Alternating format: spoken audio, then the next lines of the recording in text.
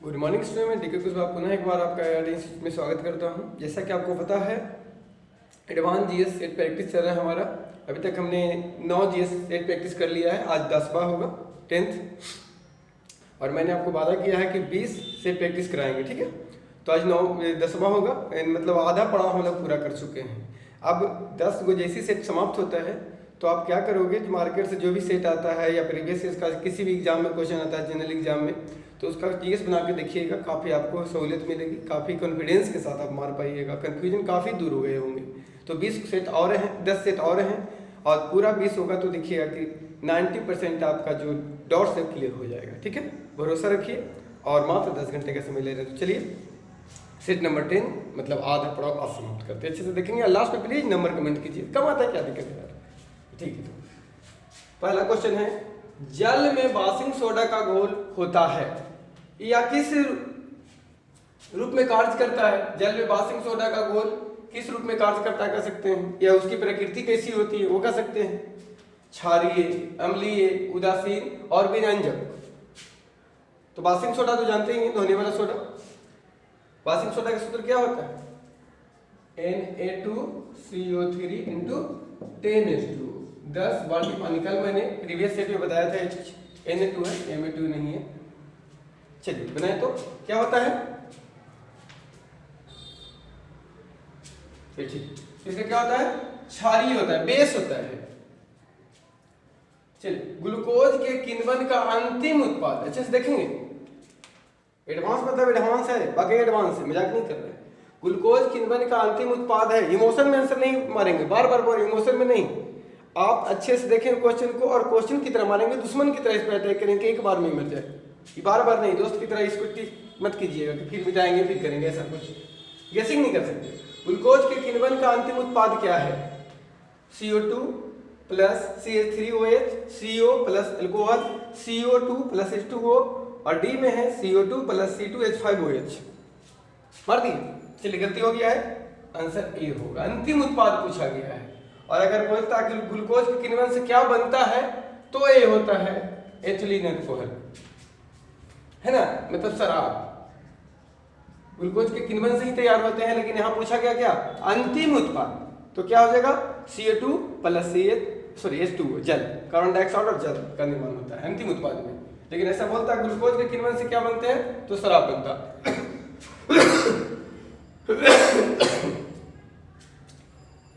जब एक कण रैखिक सरल आवर्त गति में रहता है तो उसके गतिज ऊर्जा अधिकतम कहां होती है। तो एनटीपीसी के लिए काफी इंपोर्टेंट क्वेश्चन है, अदर एग्जाम के लिए भी काफी इंपोर्टेंट है, लेकिन ध्यान दे सकते हैं आप।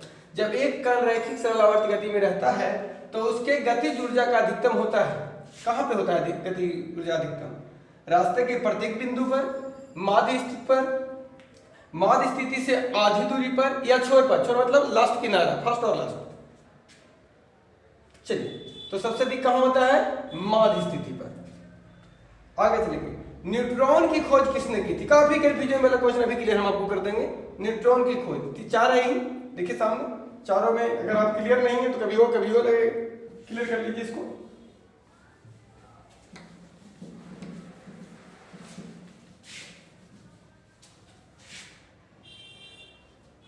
चलिए न्यूट्रॉन की खोज, गलती नहीं करेंगे। एक छोटा सा हल्का सा ट्रिक याद रखेंगे, ईंट पर नाच, क्लियर। कहां पे नाच, ईंटा पे चाच, ईंट पे नाच। 23 से हो गया इलेक्ट्रॉन, और टी से हो गया टी, थॉमसन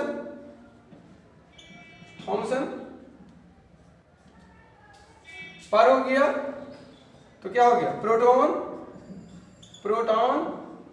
और ऐसे हो गया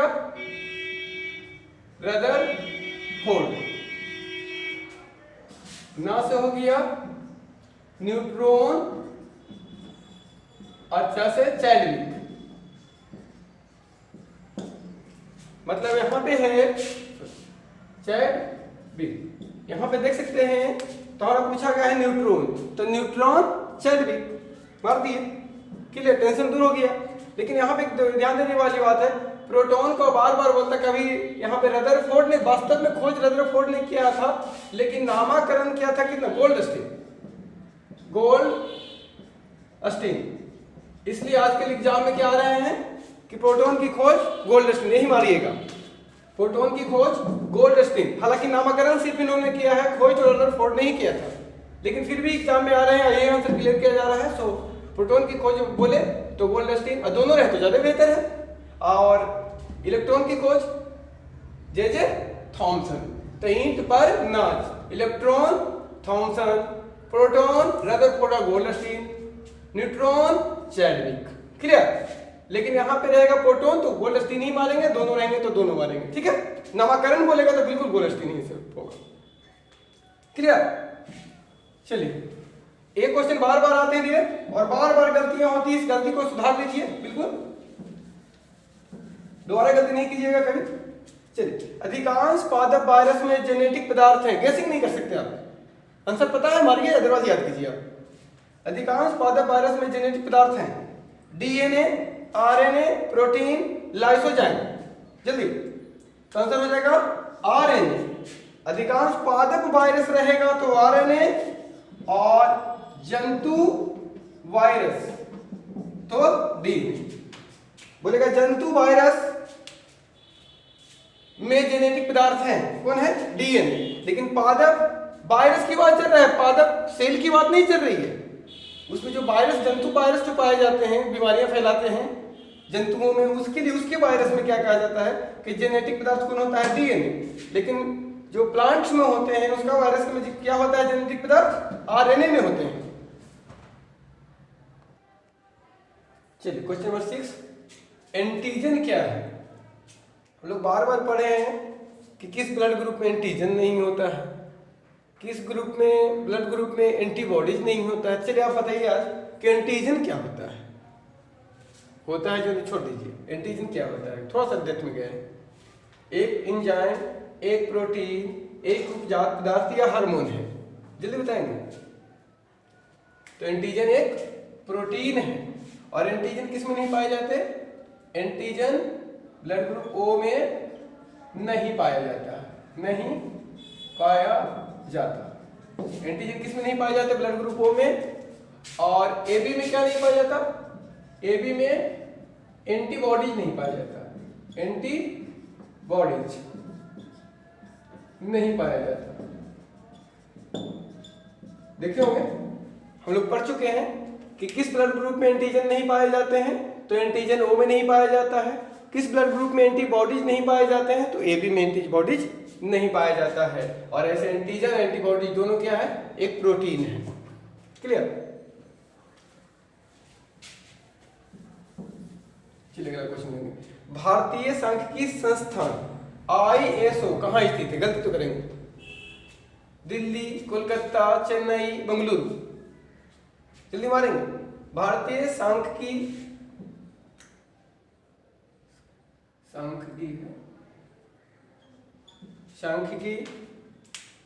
सांख्यिकीय संस्थान मतलब ISO कहाँ स्थित है? दिल्ली, कोलकाता, चेन्नई, बेंगलुरु। चलिए, कोलकाता सर है जी, नहीं चेन्नई है।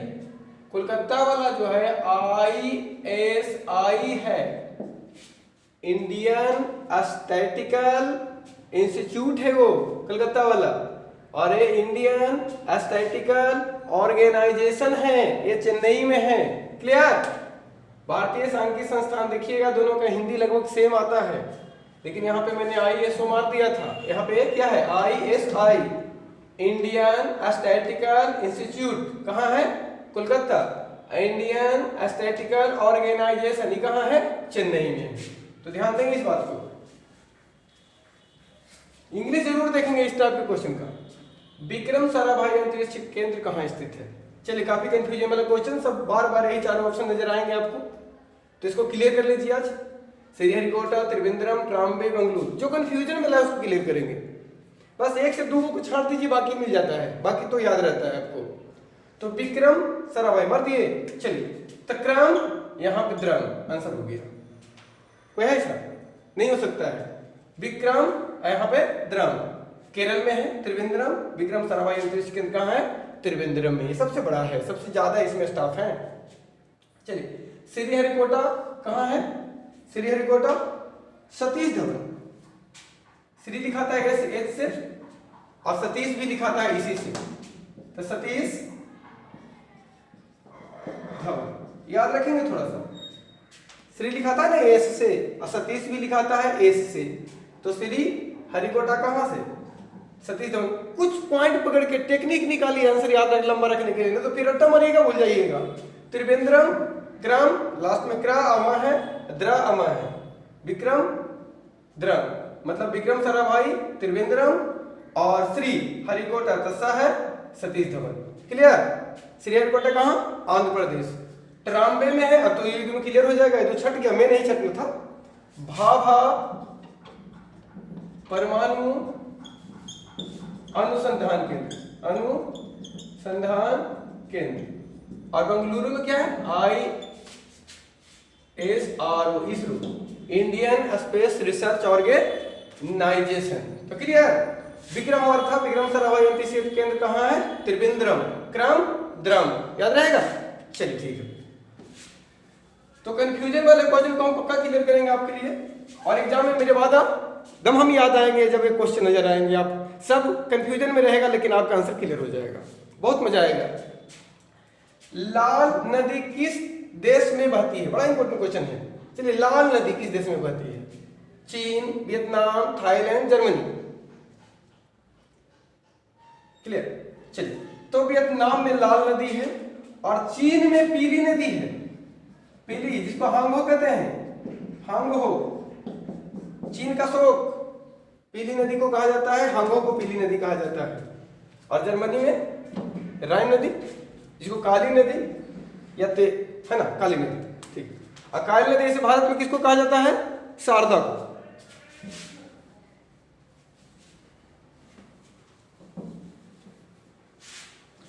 तो लाल नदी वियतनाम।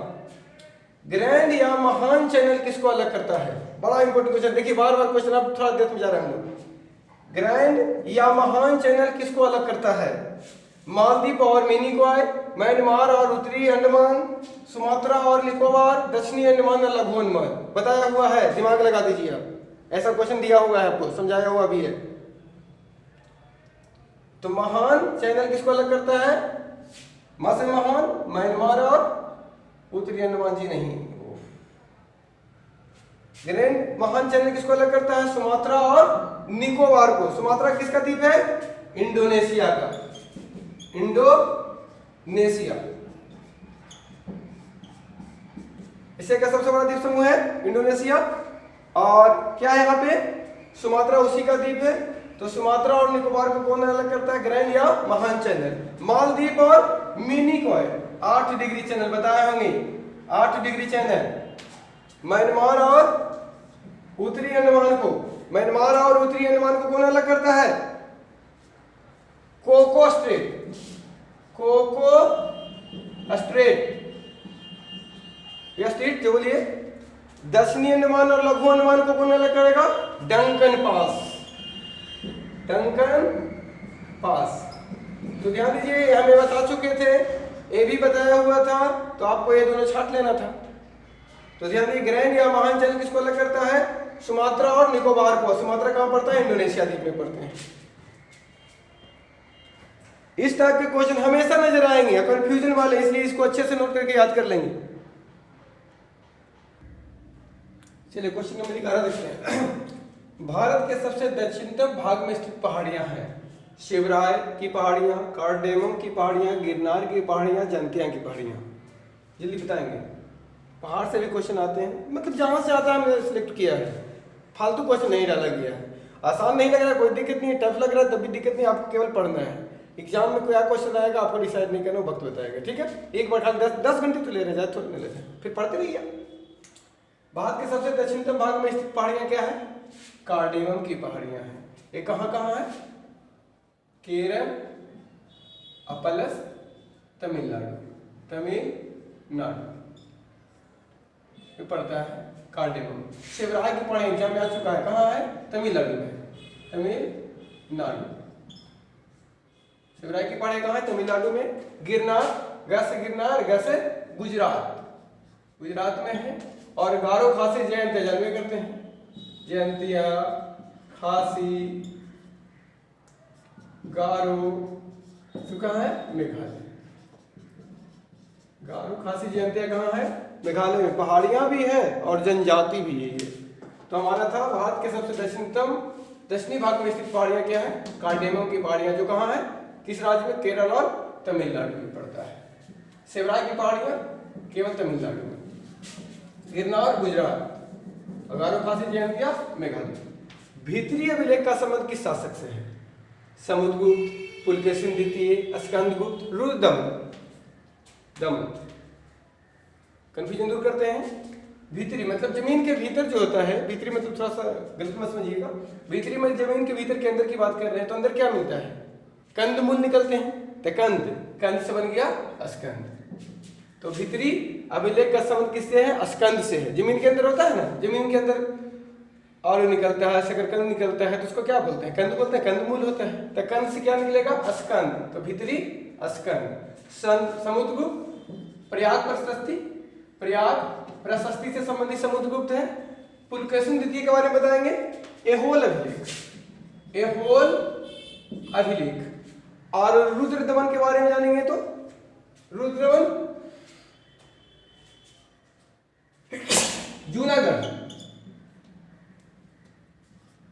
जूनागढ़ अभिलेख या गिरनार अभिलेख दोनों है रुद्रदमन से।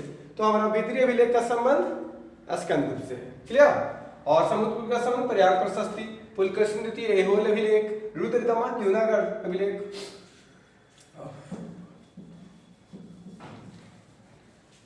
चलिए, महात्मा बुद्ध ने सर्वप्रथम कहां तपस्या की थी? ध्यान देंगे। उरुबेला, बोधगया, राजगृह, जिम्बिका ग्राम। चलिए, उरुबेला में बोधगया में ज्ञान की प्राप्ति हो गई थी उनको। महात्मा बुद्ध को ज्ञान की प्राप्ति बोधगया में, लेकिन सर्वप्रथम कहाँ किए थे तपस्या? उरुबेला में। और जिम्बिका नदी ग्राम रिजपालका नदी के तट पर किनको ज्ञान की प्राप्ति हुआ था? जैन धर्म के 24वें तीर्थंकर महावीर स्वामी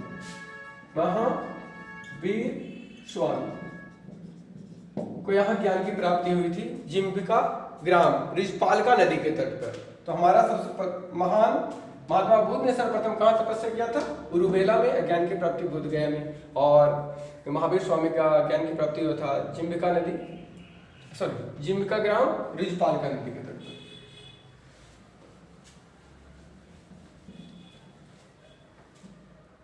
गढ़वाल वंश का संस्थापक कौन था? चलिए, गढ़वाल वंश का संस्थापक वासुदेव, मूलराज प्रथम, चंद्रदेव, अनंगपाल। बहुत गांधी जी को पढ़ लीजिए, थोड़ा सा हट के पढ़ लीजिए ना, बार बार गांधी जी से कितना पढ़िएगा, एक आधो अलग पढ़ लीजिए। गढ़वाल वंश का संस्थापक क्या था? वासुदेव, मूलराज प्रथम, चंद्रदेव, अनंगपाल। तो गढ़वाल वंश का संस्थापक चंद्रदेव थे। वासुदेव किसका? चौहान वंश। वासुदेव किसके थे? चौहान वंश का। और उसके बाद मूलराज प्रथम सोलंकी वंश का। और चंद्रदेव तो ही गया गढ़वाल वंश का। और आने के बाद तोमर वंश। सब चीजों को याद रखिएगा, एक्स्ट्रा इफेक्ट को। गढ़वाल वंश का संस्थापक हमारा था चंद्रदेव। एक क्लियर हो गया? ऐसे एक्स्ट्रा इफेक्ट किया है। वासुदेव चौहान वंश के संस्थापक, मूलराज प्रथम सोलंकी वंश के, आनंदपाल तोमर वंश का।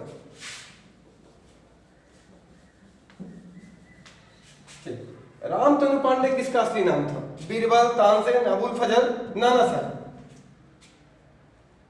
तो रामतनु पांडे तानसेन का बचपन का नाम था, असली नाम था। और बीरबल का?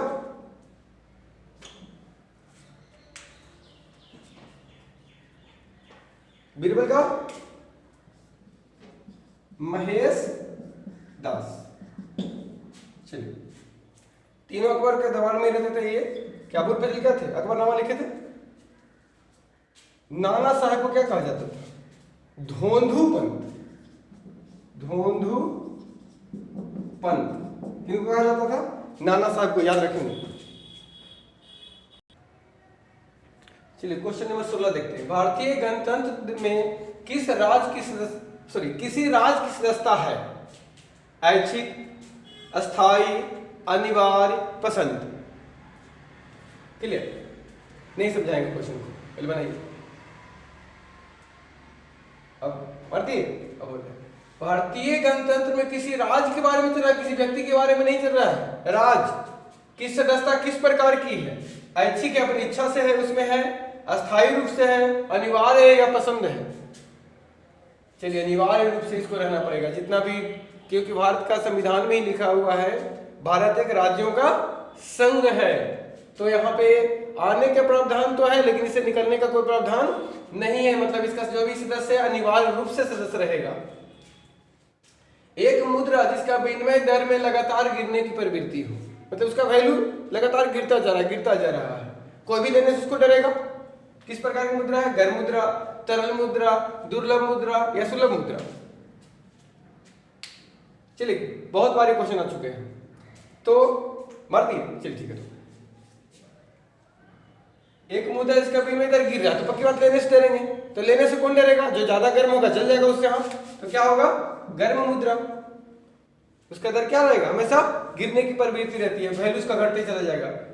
दुर्लभ मुद्रा जो विदेशी मुद्राएं होती है, जो आसानी से प्राप्त नहीं हो, विदेशी मुद्राएं दुर्लभ मुद्रा कहलाती है, जो आसानी से प्राप्त नहीं हो सकता। सुलभ मुद्रा जो आसानी से प्राप्त हो सकता है, इंडियन करेंसी जिसे अपने देश की जो करेंसी होगी सुलभ करेंसी, विदेशी मुद्रा होगी दुर्लभ मुद्रा, गर्म मुद्रा जिसकी प्रवृत्ति लगातार वैल्यू गिरने की होगी। चलिए संविधान के किस भाग को भारत का मैग्ना कार्टा कहा जाता है? काफी आसान क्वेश्चन है। भाग 2, भाग 3, भाग 4, भाग 6। चलिए मार दिए, ऐसा क्वेश्चन था। भाग 3 लेकिन भारतीय शिक्षा का मैग्ना कार्टा किसे कहा जाता है? वुड डिस्पैच को कब आया था? 1854 ईस्वी। वुड डिस्पैच क्या? 1854 है। भारतीय शिक्षा का मैग्ना कार्टा बोलेगा तो वुड डिस्पैच। और संविधान के किस भाग को भारत का मैग्ना कार्टा कहा जाता है? तो भाग 3।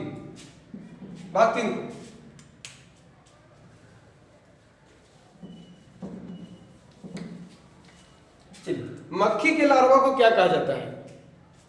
Pupa, tadpole, caterpillar, migrate.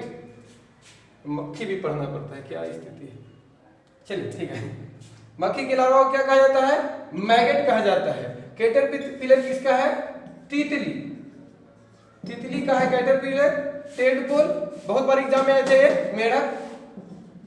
मेढक का है। और प्यूपा जानते हैं, रेशम सिल्क बार पढ़े होंगे तो देखे होंगे। रेशम कीट देखे हैं तो सिल्क बार। तो रेशम कीट का प्यूपा, टेडपोल मेढक के बच्चे का, और रेशम कीट के जो भी फैमिली होंगे सबका हो जाएगा। कैटरपिलर किसका? तितली का। और मैगेट किसका? मक्खी के बच्चे को, लार्वा को कहा जाता है, बच्चे को।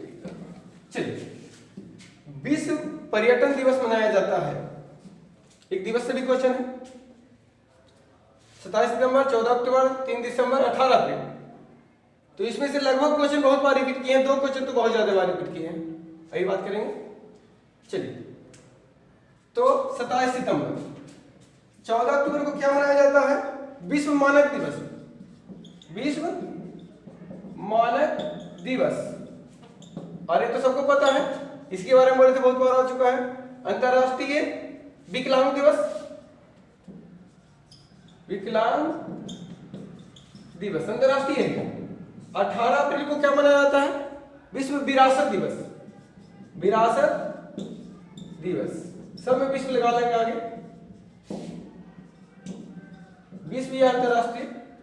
तो देखिए विश्व पर्यटन दिवस 27 सितंबर को।